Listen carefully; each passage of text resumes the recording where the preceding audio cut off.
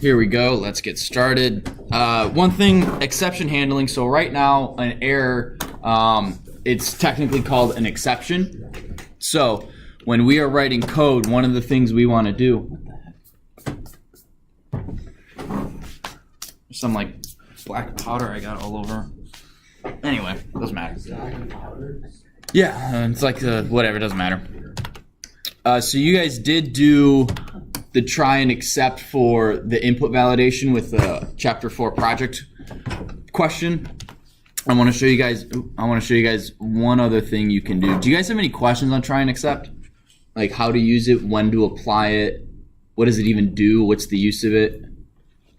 Anything like that? Because if you don't, I'm not going to spend too much time on it. I just want to show you guys some stuff that's not covered in the book. Yes, Paul. Go over those briefly. Yeah, the things that aren't in the book? Yeah. Yeah, of course. So you can have, so you guys all know we can have try and then print hello. Oh no, we don't want to do that. I want to make this a variable. X. And then we do accept, oh darn, I can't remember what error it's called. Name error, okay. So I want to copy name error, so accept name error, print X, the variable X is not defined. So you guys, this is try and accept, as you guys know.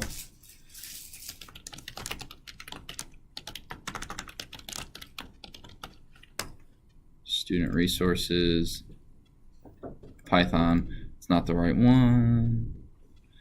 In advanced Python student resources.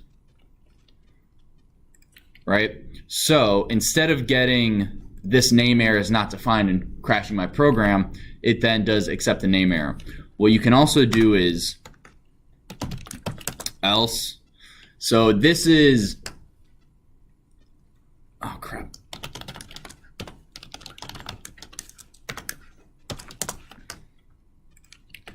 Yeah, so the else is basically, shoot.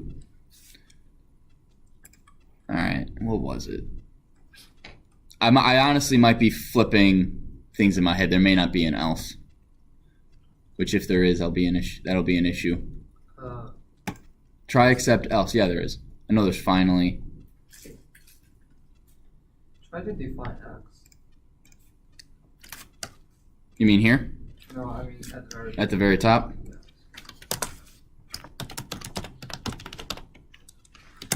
Well, that's going to print X. Testing. Oh, there we go. Okay. So, thank you, Nick.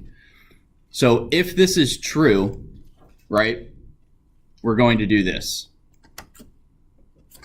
If this breaks, we're going to do this. Why would it break? So let's say I forgot to define hello. Then we get the variable X is not defined. If This is a new thing.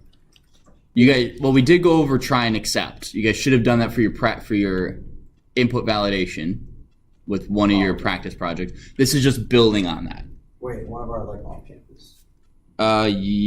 For the This is chapter 4 review. It said, Yeah, I did. That. was it chapter? It should have been chapter. Was it the one with the list and you had to say? It was the Colette's sequence. the one where you had to put and like commas. no.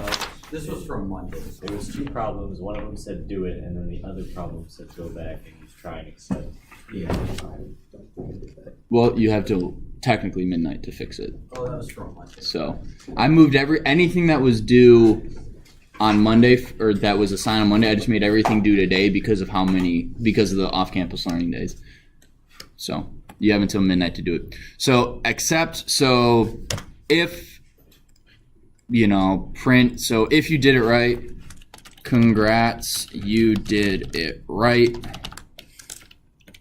And then you can use finally, and this is print program ended or terminated.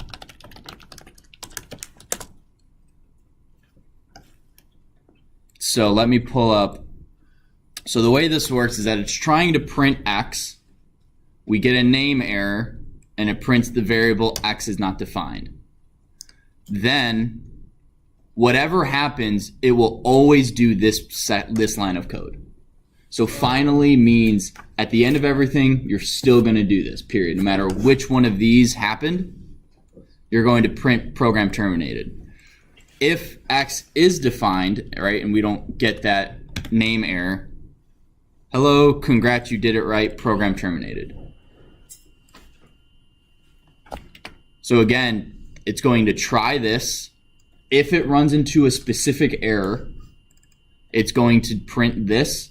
It's going to ignore this and go straight to finally. Yes, Robert. Can you have two accepts, like accept name error, accept like type error? Yeah, so let's do accept, I don't even, str, I don't think that'll work. Oh no, int x, value error, accept value error, print, you can't make a word a number. So if we want to do print int of x, you can't make a word a number. So you can have multiple exceptions, and you can also go value error. So if you want two error, oh, maybe you can't. I thought you could. Can you pop two arrows at the same time, such as you print X and print Y? So print y up here. So we're gonna get two errors here. Print int x, value error. So try that, except I could have sworn I saw somewhere you could have this or that. Maybe I was wrong. Wouldn't be the first time. Oh, I heard that. It wouldn't be the first time. You know, we know that. Yeah. I also know your grade last year, so Hey, I'm- I passed. I'm kidding. I don't even remember what you had. It's So like an 86. hey, man, Even you know that. you as long as you got above an 85, it's like I was at whatever. like a 78, and then you haven't even taken a test. Yeah. Anyway, so you cannot have.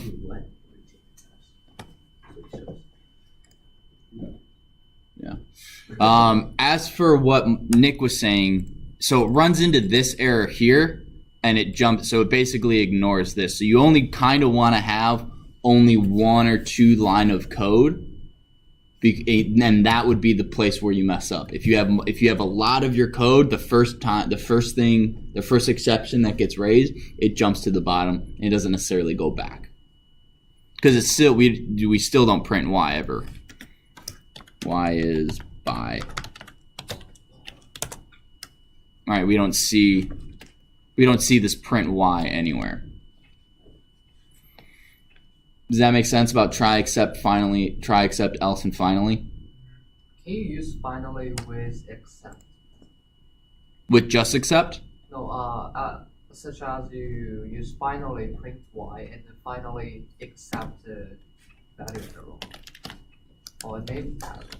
So print y, and then, oop, No, I mean at the very beginning try. so way up, like, No, I mean Like use another try except the instead of code finally. after print int x. So that print Y you even finally at the beginning of it. so put finally here. Yes. Yeah, no, finally has to be after. Okay. You could probably do finally, let's try this. Try print y, except, what was it, value error? Name arrow. There's no except except apply, still apply. Yeah, oh, so print, let's go integer, value error, print, oops, and then at the end, we will put that. Yeah, so you can put try and accepts in a finally of a try and accept. Right, Michael? Yes. What are you doing? I'm okay. Okay. All right. Just making sure. I just didn't think Python was so funny, Josh. He was talking about his grades. Now, while doing Python, Okay. I just said with the Chrome extension XKCD substitutions, you can make it. So when you went on campus, whenever your grade was below 100, you can make it say 100. You can make it display 100, Yeah. but it doesn't change your It doesn't change your actual grade. That's fine. Oh yeah, that's awesome. Lie to your parents. Good job. All right, so I'm gonna save that. You guys have access to that. I want to jump up. Where do we access that? It's in the student resources tab. Student resources link in the bulletin board in one of the announcements. So I'm gonna end this video because we're going to Like and start. subscribe. Smash that What? like button. Thank you, Josh.